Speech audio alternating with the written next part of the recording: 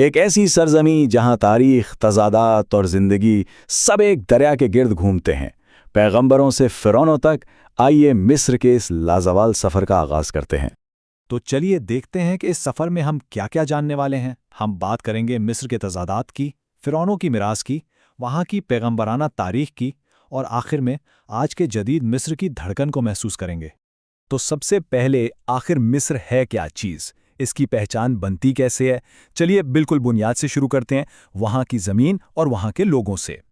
ज़रा इस बात पर गौर करें, मिस्र का 95% हिस्सा सोचिए सिर्फ सहरा है। सारी की सारी आबादी और जिंदगी दरियाए नील के गिर्द सिर्फ 5% जमीन पर बसी हुई है। सीधी सी बात है, अगर नील ना होता तो शायद मिस्र भी ना होता। यहाँ एक बहुत ही दिलचस्प चीज़ है, मिस्र की पहचान वो दो रंगी है।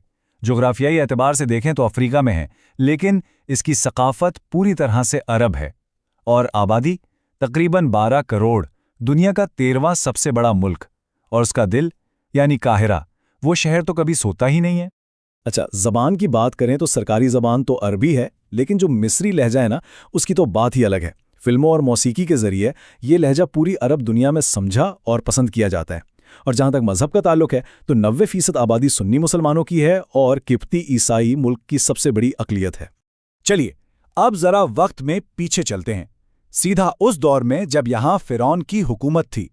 ऐसे हुक्मरान जो खुद को देवता समझते थे, और उन्होंने ऐसी अजीमुशान इमारतें बनाई कि आज भी अकल दंग रह जाती है। यहाँ एक आम गलतफहमी दूर करना ज़रूरी है। देखें, फ़िरौन किसी एक बंदे का नाम नहीं था, ये तो एक टाइटल था, एक ओहदा जो कदीम मिस्र के हुक्मरानों को दिया जाता था, बिल्कुल वैसे ही जैसे हम बादशाह कहते हैं या रोमन कायसर कहते थे। तो इस अजीम दौर का आगाज़ हुआ पहले पत्थर के अहराम से, और इसका उरूज था गीज़ा का अजीम अहराम। लेकिन जैसा कि कहते हैं, हर उरूज को ज़वाल है।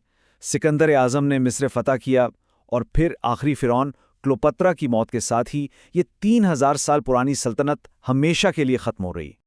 लेकिन सवाल ये है कि आखिर उन्होंने ये सब किया क्यों? इसके पीछे एक बहुत गहरा अकीदा था। उनका मानना था कि मौत अंजाम नहीं बल्कि एक नए सफ़र का आगाज़ है। इसलिए वो जिस्मों को ममी बनाते थे, साथ खजाने दफनाते थे, ताकि अगले जहां में भी उनकी शान और शौकत बरकरार रहे। और इसी सिलसिले में एक बहुत ही हिकमत वाली बात सुनने को मिलती है। एक बार किसी ने पूछा कि एक जालिम फ़िरौन को इतनी लंबी जिंदगी क्यों मिली? जवाब मिला, क्योंकि वो इंसाफ पसंद था। इससे अंदाज़ा लगाएं कि उनके नज़दीक इंसाफ की क्या अहमियत थी, शायद अपनी खुदाई के दावे से भी ज़्यादा। तो फिर इन फ़िरौनों की असल मिरास क्या है? ये महफूज शुदा लाशें? नहीं, इनकी असल मिरास एक सबक है, एक वार्निंग है कि तकब्बुर और बेलगाम ताकत का अंजाम हमेशा तबाही होता है। ये ममियां आज भी उसी गुरूर के खिलाफ एक खामोश गवाह हैं। लेकिन मिस्र की कहानी सिर्फ फ़िरौनों तक महदूद नहीं है, ये ईमान और पैगंबरों की सरजमीन भी है। चलिए अब इसके रूहानी पहलू को भी देखते हैं। मिस्र को पैगंबरों की सरजमीन होने का शर्फ भी हासिल है। हज़रत यूसुफ अलैहिस्सलाम की ज़िंदगी का एक बड़ा हिस्सा यहीं गुजरा, अजीज़ मिस्र के महल में। और फिर हज़रत मूसा अलैहिस्सलाम, उनकी तो पैदाइश ही यहीं हुई, फ़िरौन के महल में परवरिश पाई, और फिर जबल मूसा यानी कोहे सीना पर उन्हें अल्लाह से हम कलामी का शर्फ हासिल हुआ। अगर आज इस्लामी काहिरा जाएं तो इसका रूहानी दिल अब भी धड़कता हुआ महसूस होता है।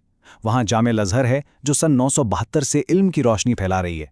वहाँ शार अशरफिया है, एक ऐसी गली जहाँ बुजुर्गों के मज़ार हैं। और फिर हुसैनी मस्जिद, जिसके बारे में बहुत से मिस्रियों का अकीदा है कि यहाँ इमाम हुसैन का सर मुबारक मदफून है। तो तारीख के इन सफ़ों से निकलकर अब वापस आज के मिस्र में आते हैं।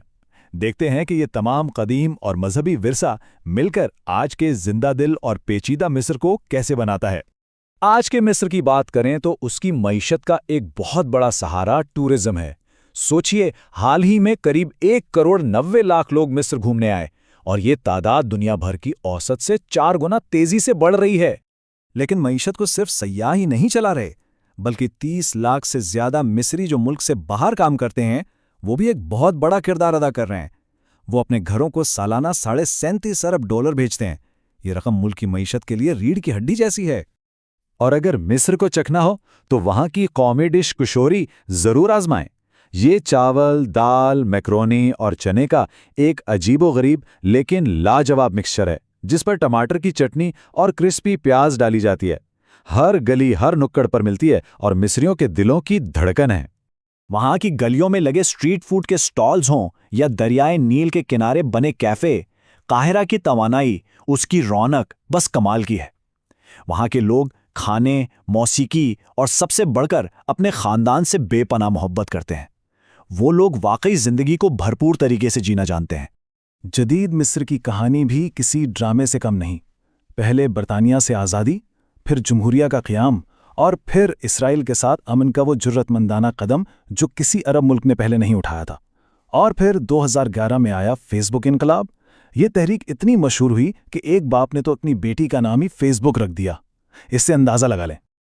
और हाँ, मिस्र और पाकिस्तान के रिश्ते की भी अपनी एक तारीख है। सिफारती ताल्लुकात तो 1951 में शुरू हुए, लेकिन ये दोस्ती जंग के मैदान में भी आजमाई गई।